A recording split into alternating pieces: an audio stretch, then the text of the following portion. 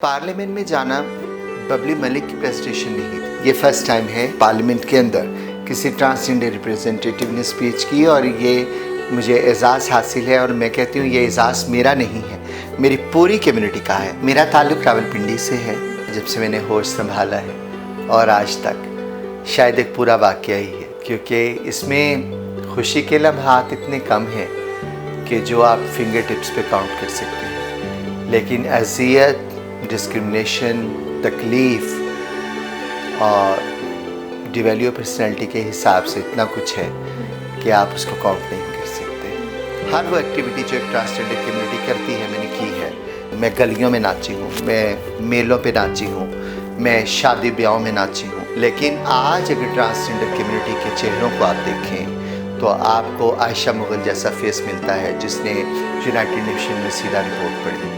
आपको कामी सिट जैसी ट्रांस मॉडल मिलती है जो रैंप पे वॉक करती है तो पाकिस्तान की नामवर मॉडल्स भी उसको देख के हैरान होती हैं। आप किसी भी सोसाइटी को जब गिराने की कोशिश कर रहे होते हैं या किसी माशरे में चेंज लाने की कोशिश कर रहे होते हैं, सबसे पहले आप उन लोगों को पकड़ते हैं जिनके सीनों में राज होते हैं। जब आप लफ्ज़ ख्वाजा सराय या ट्रांसजेंडर या हिजड़ा या ज़नख़ा यूज़ करते हैं तो इसका मतलब है कि आप मसाइल की किताब को ओपन कर रहे हैं। जिन लोगों को आपने इज़्ज़त से जीने का हक़ ही नहीं दिया, उनकी ज़िंदगी में मिसाइल के अलावा और क्या हो सकता है।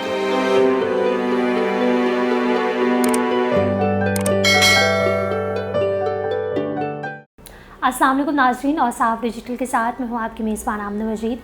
पाकिस्तानी पार्लियामान में उस वक्त तारीख रकम हुई जब ट्रांसजेंडर कम्युनिटी की एक ट्रांसजेंडर ने पार्लियामेंट में ख़िताब किया और स्पीकर से दरख्वास्त की कि मर्द व ख़वातीन कहने के बजाय हाज़रीन कहा जाए, जिस पर स्पीकर ने रूलिंग दी कि आइंदा इजलासों में हाज़रीन कहा जाएगा।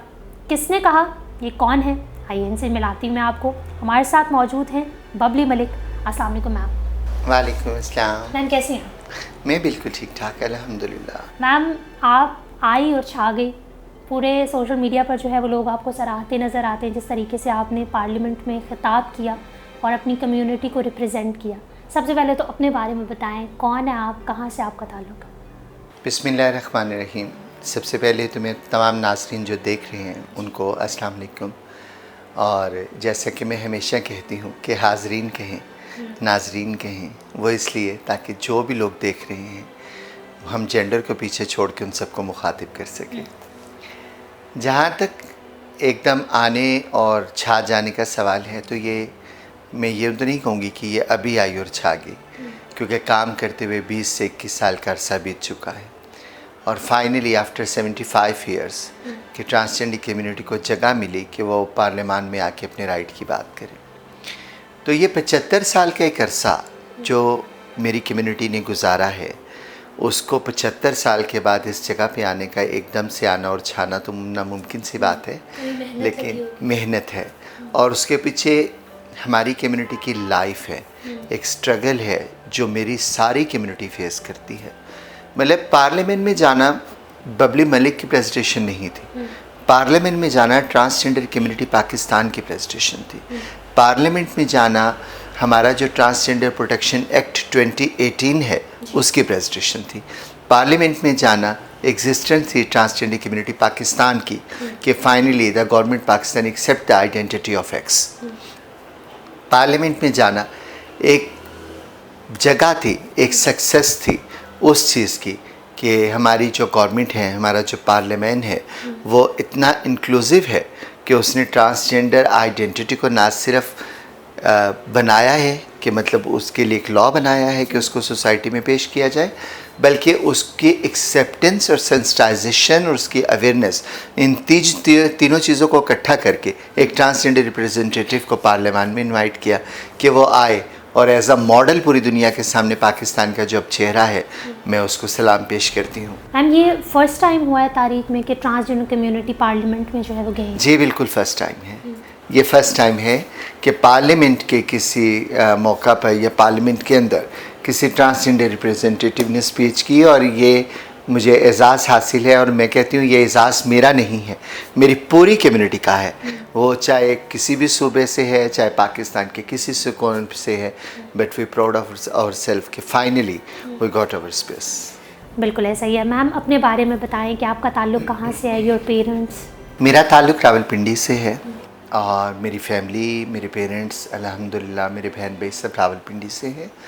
मैं मिडिल क्लास फैमिली से बिलोंग करती हूँ और शुरू में मेरी जो लाइफ है तालीम के बाद, आप मैट्रिक में जब मैं गई हूँ और इंटर जब मैंने किया है, तो उसके बाद से वहाँ भी एक डिस्क्रिमिनेशन का माहौल फेस किया है कि मेरी आइडेंटिटी को लेके मेरे लिए तालीम का रास्ता भी मुश्किल था। जी, आपने जो तालीम हासिल की अपने पेरेंट्स के साथ रहते हुए की है या उनसे अलग?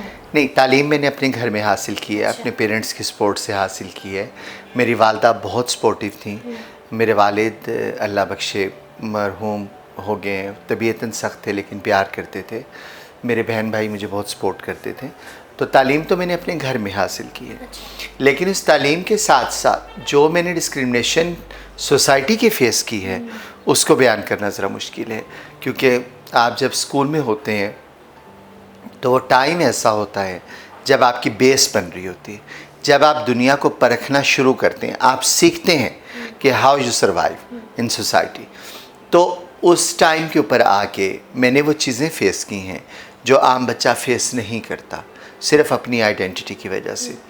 फिर आ गया कॉलेज का टाइम, तो कॉलेज में जाके आपको पता है थोड़ा सा माहौल और तरह का होता है, जहाँ पे आपको मैट्रिक के बाद थोड़ी आज़ादी मिलती है, वहाँ पे आपको दुनिया की सच्चाई भी देखने को मिलती है कि मैट्रिक तक तो आपको टीचर्स भी प्रोटेक्ट कर रहे होते हैं, सब कुछ चल रहा होता है, लेकिन कॉलेज में टोटल ऑपोजिट चीज़ होती है कि आपने वहाँ पे ख़ुद अपनी स्पेस को क्लेम करना है और आना है।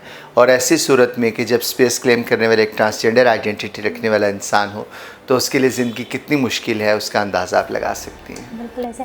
तो मैम कोई ऐसा वाक़या जो आप आज भी याद करें तो दिल जो है वो घबरा जाता है, जिस तरह ऑफ कोर्स आपकी लाइफ में मुश्किलात तो आई हैं? वाक़या मेरी पूरी ज़िंदगी, मुझे लगता है जब से मैंने होश संभाला है और आज तक, शायद एक पूरा वाक़या ही है, क्योंकि इसमें खुशी के लम्हात इतने कम हैं कि जो आप फिंगर टिप्स पे काउंट कर सकते हैं, लेकिन अज़ियत, डिस्क्रिमिनेशन, तकलीफ़ और डिवेल्यू पर्सनैलिटी के हिसाब से इतना कुछ है कि आप उसको काउंट नहीं कर सकते। इसी तरह फैमिली बिहेवियर की बात कर लें, सोसाइटी बिहेवियर की बात कर लें, मतलब मैं फैमिली को ब्लेम नहीं करती। मुझे ये लगता है कि अगर फैमिली सोसाइटी में अंदर एक्सेप्टेंस आ जाए, सोसाइटी मान जाए ट्रांसजेंडर आइडेंटिटी को, तो शायद फैमिलीज डिसऑन नहीं करेंगी, शायद उन्हें एक्सेप्ट करने में आसानी होगी। क्योंकि हमारी फैमिलीज़ के ऊपर जो एक प्रेशर बिल्ड करती है ना सोसाइटी, वो बहुत अजीब है कि ओ तुम्हारा तो बेटा खुश रहा है, और तुम्हारे घर तो हिजड़ा पैदा हुआ है, और तुम्हारे घर, मतलब वो फैमिली का जीना हराम कर देते हैं। और तब तक ये चीज़ें चलती हैं ख़ानदानों की तरफ से, सोसाइटी की तरफ से, जब तक हम घरों को छोड़ ना दें। और वाक़या सबसे अज़ियतनाक ये था कि मेरी तालीम के दौरान, और वो जो सारा मतलब एक स्पेसिफ़िक टाइम नहीं निकाल के बता सकती कि मतलब मेरी लाइफ में ऐसा वक्त भी आया है जब मुझे तमाशे के तौर पर ये ज़िंदगी बेहतर होनी चाहिए। फिर उसके बाद सेकंड जिनसे मेरा इंटरेक्शन हुआ वो थी मैडम पप्पा, गुरु पप्पा के नाम से, लाल कुर्ती बेस्ड है रावलपिंडी में, उनकी मैं शागिर्द रही हूँ। मतलब उन्होंने, मतलब वो भी बड़ी सपोर्टिव थी। मेरा कोई ये प्लस पॉइंट है मेरी लाइफ में कि जो गुरुज़ आए हैं वो बड़े सपोर्टिव रहे हैं, तो वो भी हमेशा थी। मैंने नाचना गाना भी उनके साथ स्टार्ट किया, फंक्शनों पे जाना, हर वो एक्टिविटी जो एक ट्रांसजेंडर कम्युनिटी करती है मैंने की है, वो मैंने की है, और मैं उसमें कभी नहीं छुपाती। मैं कभी बैठ के मीडिया पे ये नहीं कहती oh no it's not good for me, नहीं, मैंने वो सब कुछ किया है। मैं नाची हूँ, मैं गलियों में नाची हूँ, मैं मेलों पे नाची हूँ, मैं शादी ब्याहों में नाची हूँ, मैंने वो सारे काम किए हैं जो ट्रांसजेंडर कम्युनिटी करती है, क्योंकि उस वक्त मेरे पास कोई जगह नहीं थी जहाँ मैं ज़िंदगी को बेहतर गुजार सकती। अगर मैंने कोशिश भी की है तो मुझे आगे स्पेस नहीं दिया गया। तो फाइनली फिर आहिस्ता आहिस्ता अपनी कम्युनिटी के लिए काम करते करते जब मैं डेवलपमेंट सेक्टर में मैंने कदम रखा और इस तरफ आई कि कम्युनिटी बेस्ड ऑर्गेनाइजेशन होनी चाहिए और कम्युनिटी के राइट्स पे बात होनी चाहिए, और वो चीज़ें वो टैबूस ब्रेक होने चाहिए जो सोसाइटी ने बना रखे हैं कि आपकी सोसाइटी के अंदर कुछ स्टीरियोटाइप्स हैं, कुछ लेबलाइजिंग चीज़ें हैं जो कम्युनिटी के ऊपर चिपकाई हुई है ना, तो उनको ब्रेक करना बहुत ज़रूरी था लोगों के साथ बात करने के लिए। तो फाइनली अल्हम्दुलिल्लाह मैं अपना, मेरी तो अल्लाह ने जो पहचान देनी है मुझे अल्लाह ने दी है, लेकिन आज अगर ट्रांसजेंडर कम्युनिटी के चेहरों को आप देखें तो आपको आयशा मुग़ल जैसा फेस मिलता है जिसने यूनाइटेड नेशन में सीडा रिपोर्ट पढ़ी। आपको कामी सिट जैसी ट्रांस मॉडल मिलती है जो रैम पे वॉक करती है तो पाकिस्तान की नामवर मॉडल्स भी उसको देख के हैरान होती हैं। आपको रिमल अली जैसी फ़िल्म स्टार मिलती है जो एक वो आइटम सॉन्ग करती है तो लोग देखने हजूम का हजूम चला जाता है। आपको माविया मलिक जैसी एक न्यूज़ कास्टर मिलती है जो न्यूज़ रीडिंग करती है तो उसके कमाल महारत है स्पीकिंग पावर के ऊपर। आपको मोन अली जैसी एक सीए मिलती है जो चार्टेड अकाउंटेंट है, ठीक है। आपको सोबो अली जैसी एक सीए मिलती है, वो भी चार्टेड अकाउंटेंट है। अभी रिसेंटली डॉक्टर सारा गिल है, वो मतलब ये वो फेसेस हैं जिन्होंने आके लोगों को सोचने पे मजबूर किया कि अगर आप हमें स्पेस देते हैं तो हम आपको अपनी जगह बना के दिखाएंगे। और इन लोगों ने जंग लड़ी, ये आए। इसी तरह ट्रांस मूवमेंट जो उनसी चली थी, वजूद का एक प्रोजेक्ट है जिसको पाकिस्तान ट्रांस एम्पावरमेंट एसोसिएशन के नाम से जाना जाता है। वो एक पूरा एक ट्रांस लीडर जो है पाकिस्तान के, उनको इंगेज किया गया, जिसमें बिंदिया राना साहिबा थी, जिसमें नीली राना साहिबा थी, आशी जान थी, जिसमें लैला नाज थी, इसमें इनको लिया गया पिंडी से नदीम कशिश साहिबा हैं, और बहुत से ऐसे नाम हैं। नादरा हैं मानसेरा से, पेशावर से लैला जी हैं, फरजाना जान साहिबा हैं, कराची से और वो हैं सनम फ़कीर जो कंप्यूटर स्कूल चलाती हैं, कोमल नाज हैं बलूचिस्तान से। मतलब ये पूरा एक नेटवर्क था। और ऐसी बहुत सी दोस्त, सॉरी टू से, जिनका नाम इस वक्त मैं ना ले सकूँ बात करते हुए माज़रत, मतलब ऐसे सब नाम वहाँ मौजूद थे। और उसमें ऐसे बच्चे भी मौजूद थे जो नाचने गाने का काम करने के अलावा अपनी ज़िंदगी को बदलाना चाहते थे, जिसमें एक शानी है, वो यहाँ गौरी टाउन में रहती हैं। मतलब ये बच्चे आगे आए हैं। वीना है, मतलब वो नाचती गाती हैं, लेकिन उनकी कोशिश है कि हमें जॉब मिल जाए, हमें कुछ जगह मिल जाए, हाँ हम बेहतर कर लें अपना। वो जो हमारे माशरे में एक इमेज बना हुआ है कि शायद ट्रांसजेंडर कम्युनिटी का तो वो तो यही काम करेगा, वो खुद ही इसको। अच्छा, इमेज बनाया किसने? जी, इमेज बनाया किसने? इस मुआशरे के लोगों ने। या फिर इसमें मैं आपसे सवाल भी कर सकती हूँ कि क्या आपको लगता है कि ये इमेज बनाने में शायद हमारा भी उतना ही किरदार होता है, जिस तरह अगर ट्रांसजेंडर कम्युनिटी की कोई वो है ट्रांस है तो वो शायद उनकी भी गलती है कि। अच्छा चले 275 ईयर्स बैक चले जाते हैं ना, ठीक है। ये हिजड़ा कल्चर तो तब भी था जब मुगल एम्पायर्स थे, तो उस वक्त ये चीज़ें नहीं थी। आप देखें कॉलोनियल लॉ के आने के बाद ट्रांसजेंडर कम्युनिटी आइडेंटिटी को क्रिमिनलाइज किया गया। उसकी वजह ये थी कि ये लोग लॉयल थे, ये वो लोग थे जो हरम के अंदर पूरा काम संभालते थे, ये वो लोग थे जो खसूसियात ये रखते थे कि जिनके थ्रू आप राज जो उनसे थे बादशाह या लोग एक दूसरे तक पहुंचाया करते थे। आप किसी भी सोसाइटी को जब गिराने की कोशिश कर रहे होते हैं या किसी माशरे में चेंज लाने की कोशिश कर रहे होते हैं, सबसे पहले आप उन लोगों को पकड़ते हैं जिनके सीनों में राज होते हैं। पाकिस्तानी मुआशरे में ख्वाजा सरा के कौन कौन से ऐसे मसाइल हैं जिनको आप बता सकती हैं, मतलब कौन कौन से मसाइल वो फेस करते हैं?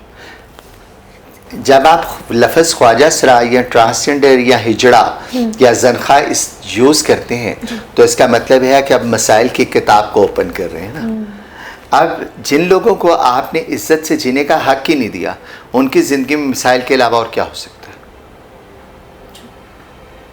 मसाइल तो आपको वो लोग बता सकते हैं ना कि किसी एक शख्स का मसला ये है कि उसे नौकरी नहीं मिली जी।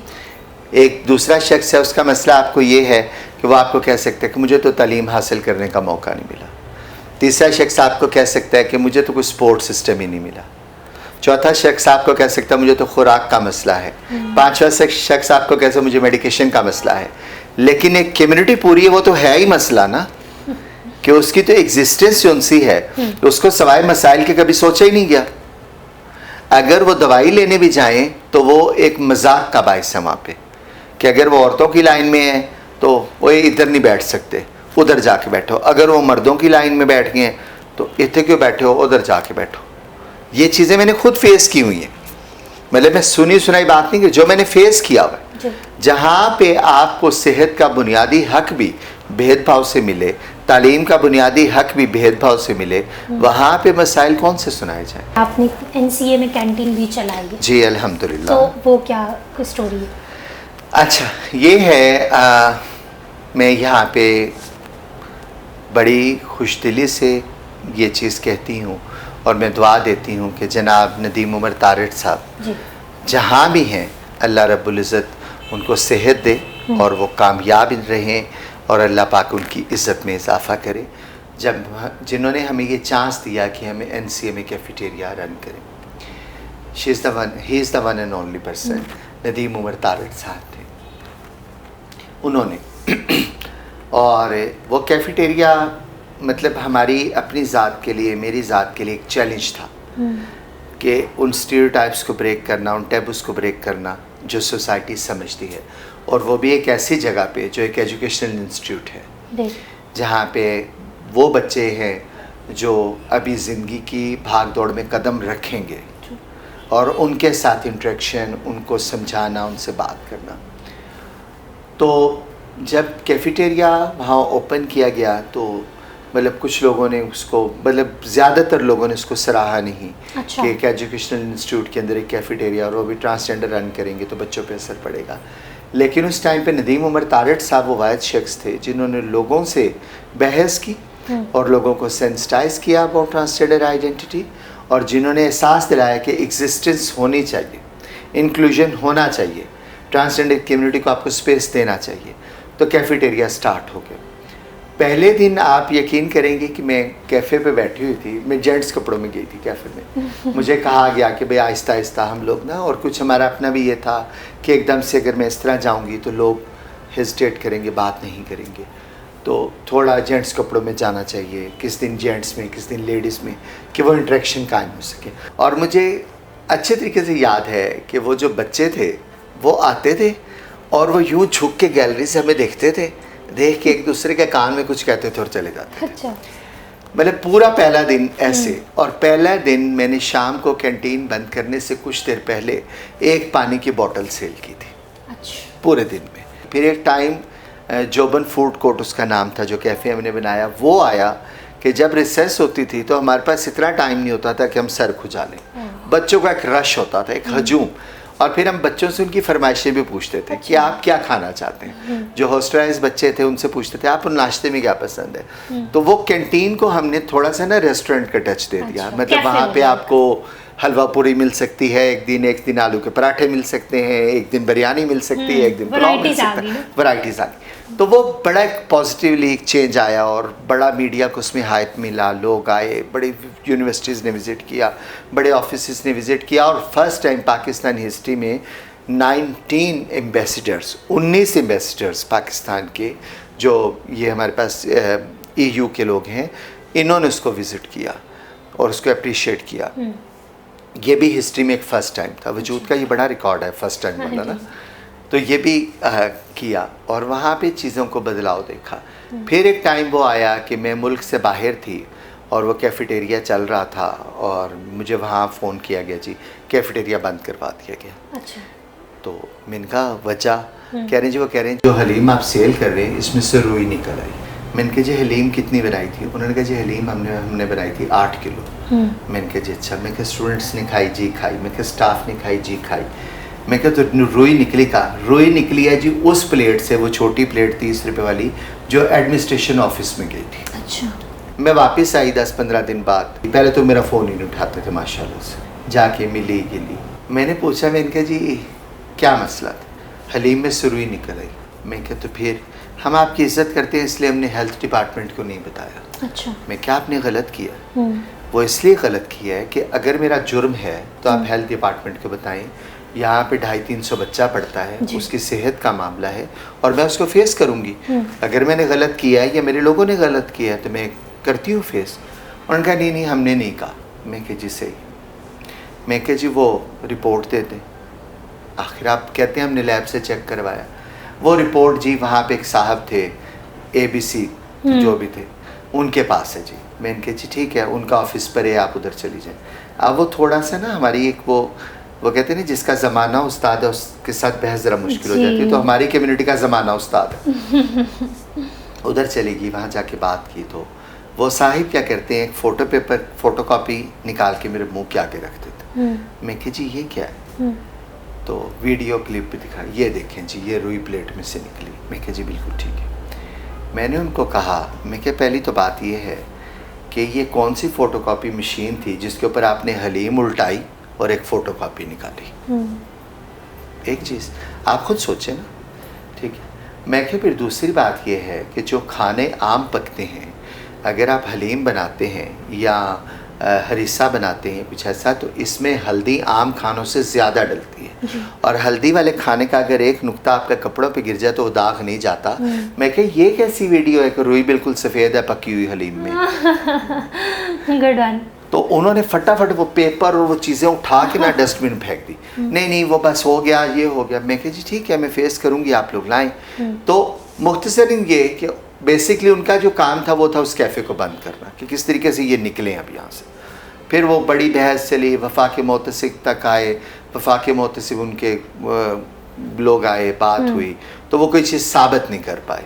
कितने अरसे तक ख्वाजा सरा के मसाइल पर जो है वो आप बात करती रही, उनको उजागर करती रही, और नेशनल असम्बली में जब आपने खिताब किया तो वहाँ पे मौजूद वज़रा का, अपोजिशन लीडर जो भी, उनका क्या रिएक्शन था? यहाँ पे एक चीज़ बड़ी पॉजिटिव है, जहाँ पे इतने हज़ारों हैं शिकवे, क्या क्या सुनाऊँ, वहाँ पे एक पॉजिटिव चीज़ भी है कि ट्रांसजेंडर प्रोटेक्शन एक्ट 2018 जब बना तो फर्स्ट टाइम, मुझे तो लगता है फर्स्ट टाइम हिस्ट्री में होगा कि हमारी जितनी पाकिस्तान की तमाम पॉलिटिकल पार्टीज़ हैं उनका एक मुत्तफ़िका फ़ैसला था, और सब ने मिल के उसको पार्लियामेंट से अप्रूव करवाया और उसको लेके आए। अब जब मैं नेशनल असम्बली में गई हूँ तो सबसे पहले तो शुक्रिया जनाब स्पीकर राजा साहब का कि जिस तहम्मुल से, जिस प्यार से उन्होंने सुना और जिस प्यार से उन्होंने मेरे अल्फाज को इज़्ज़त दी, उसका कहीं कोई मिसाल नहीं मिलती। और रहा ताल्लुक़ वहाँ बैठी ख़वातीन का या हमारे पार्लियामेंटेरियंस का, तो उन सबको सलाम पेश करती हूँ कि जिन्होंने मुझे मौका दिया बोलने का, और जब तक मैं बोलती रही किसी ने डिस्टर्ब नहीं किया, किसी ने कोई बात नहीं की, और स्पीच के एंड पे जिस तरह उन्होंने मुझे दाद दी, और जिस तरह मतलब सारा प्रोग्राम ख़त्म होने के बाद 1 by 1 लोग मिले और जिस तरह अप्रिशिएट किया, जिस तरह प्रोमिसेस किए, जैसे उन्होंने कहा कि आपने सही कहा कि सीट होनी चाहिए, तो ये बड़ी खूबसूरत चीज़ थी। और यहाँ पे तो मैं यही कहूँगी कि रिक्वेस्ट भी है कि वाकई ही पार्लियामेंट में एक सीट होनी चाहिए, और ताकि कम्युनिटी रिप्रेजेंटेटिव आके बैठे एक मुकर्रर सीट पे, और जैसे ये लॉ एग्जिस्ट करता है वैसे वो कम्युनिटी की बेहतरी के लिए काम कर सके। Thank you so very much. We really hope कि जो आपकी भी डिमांड्स हैं वो पूरी होनी चाहिए, और बिल्कुल पार्लियामेंट में जिस तरीके से आपने खिताब किया और जो आपने डिमांड की कि वहाँ पे एक आध सीट जो है वो होनी चाहिए ट्रांसजेंडर की, देखते हैं क्या होता है आगे। इंशाल्लाह। लोग कहते हैं कि मुझे उम्मीद है, मैं कहती हूँ नहीं, मुझे यकीन है। दैट्स वंडरफुल, यकीन ही की बात होती है। Thank you so very much for your time. बस आप डिजिटल से फिल वक्त इतना ही। आमना मजीद को इजाज़त दीजिए। अल्लाह हाफ़िज़।